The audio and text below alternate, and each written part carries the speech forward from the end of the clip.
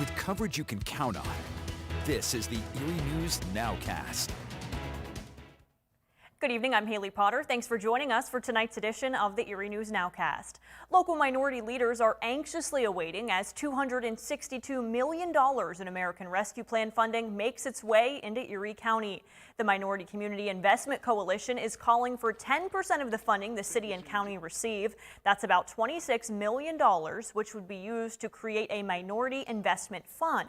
The money would be used to revitalize community centers and help improve job training, education, and after-school programs. The investment fund would also help out minority-owned businesses and entrepreneurs. Some of the funding would be used for economic development at Joyce Savaccio Park on East 16th and Downing in Erie. The MCIC bought 19 acres of the business park back in 2019. It would be a travesty that we don't receive our fair share. It's not a handout.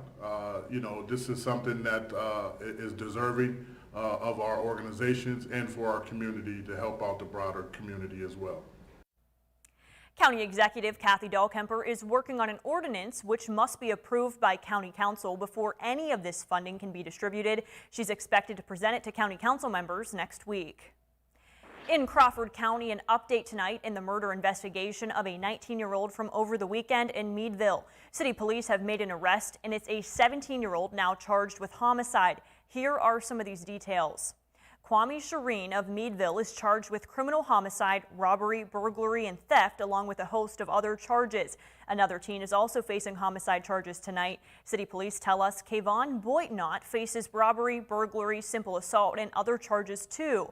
Court documents show he's 16 years old. The two teens, they are charged in connection with the shooting death of 19-year-old Nathaniel Harris during a robbery at his home on Walnut Street over the weekend. Meadville police have also made an arrest warrant out for a 25-year-old. His name is Timothy Bolden, and he's not charged with the murder at this point, but he's wanted for robbery and for trespassing. Anyone with any information is asked to contact Meadville City Police. And today there's controversy surrounding the Olympic Games after United States track star Sha'Carri Richardson was pulled after testing positive for marijuana. Tonight we wanted to know how much the drug could impact an athlete's performance. Isaac Petcash has our story.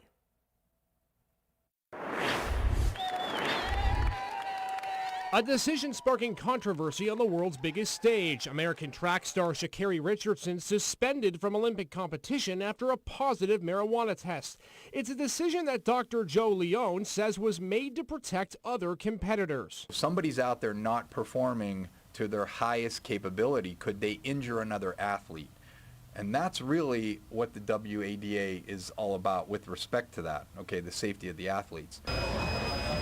Erie Sports Now fitness director Tyler Travis says that marijuana is mostly used by athletes for mental relaxation, but he says taking it for that reason can actually sometimes backfire. It's a belief on the one part of the athlete saying, hey, I'm going to decrease my stress or my anxiety, but we need a little bit of stress. We need a stimulant to our nervous system, our brain and spinal cord, for reaction time and speed.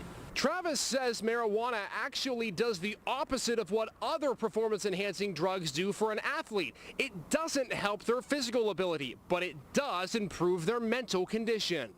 I would say not advantage. As a strength conditioning coach, we're looking at improving qualities of performance and qualities such as power, speed, and strength. Marijuana is not going to improve any of those. In fact, it's going to be detrimental to those three qualities. So if it's not for a physical advantage, does that mean marijuana should be legalized in Olympic competition? Leone says he expects that conversation to at least start moving forward. But if that's the case, there are several other drugs he says would have to be considered in order for the Olympic Committee to not sound hypocritical. We understand that it could actually have some anti-inflammatory effects and pain reduction effects, but there are other non-banned substances that do the same thing, and that's where the problem comes into play. Thank you, Isaac. And new tonight, we have details on the upcoming grand reopening of the Hagen History Center. After being closed for a year and a half by COVID-19, the Hagen History Center is excited to reopen to the public and show off 20 total museum galleries. 11 of them are brand new. You're getting a sneak peek here at what's inside the newest exhibit building, including Frank Lloyd Wright's office and cars. There are also new exhibits on important Erie history in the Wood Morrison House and Watson and Kurtz Mansion.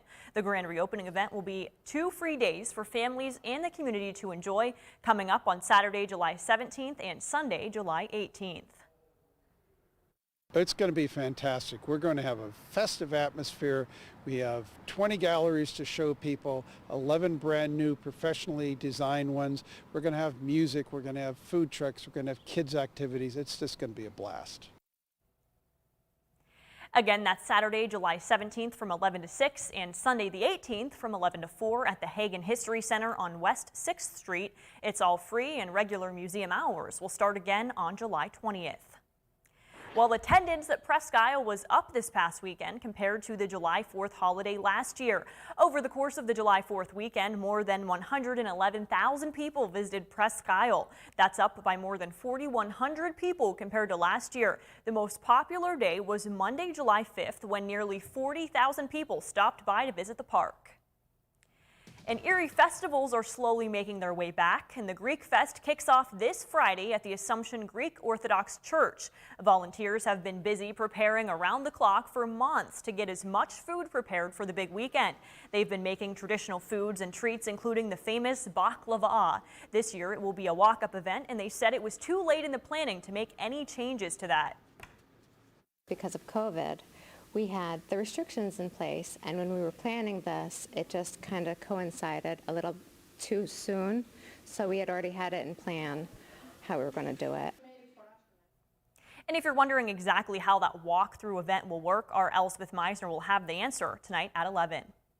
Local ambulance services are working to recruit employees after the pandemic caused a shortage of EMS crews. Today, I talked to the fire chief at Crescent Hose in Northeast, who says volunteer companies haven't really gotten new members since the start of the COVID-19 pandemic. He says it's a national issue. It's not just here in Erie County. And he says COVID itself shied people away from joining because they transported COVID patients daily. But training plays a big role in why there's such a need right now for crews. When the pandemic started almost 2 years ago, it really put a hurting on a lot of volunteer departments because of the training. You couldn't have the face-to-face training like you used to have for the medical and the EMTs, the EMRs, even firefighting. And so that put a big damper on you, and we weren't getting the membership like you normally would have. And I also talked to the fire chief at Fairfield Hose Company, and I will have the full story for you coming up tonight on Erie News Now at 11. A local counseling service is celebrating its anniversary by spreading some smiles. Brighter Tomorrow's Counseling brought Smiley's ice cream truck to its location at the Site Center on West 26th Street. Staff and clients of both Brighter Tomorrow's and the Site Center were treated to free ice cream around noon today. Brighter Tomorrow's is celebrating 8 years of serving Erie and wanted to do this as a way to give back to the community. A couple of years now, we've been having Smiley's ice cream truck come to the Site Center of Northwest Pennsylvania, where we lease office space, and so we're just treating some of the clients of the Site Center who are visually impaired to some free ice cream for the next hour. It's just something we wanted to do. Perfect day today for some ice cream, too. Well, thanks for joining us for the Erie News Nowcast. Join us for our next news at 10 p.m. on the CW and 11 p.m. on WICU and WSEE. Have a great night.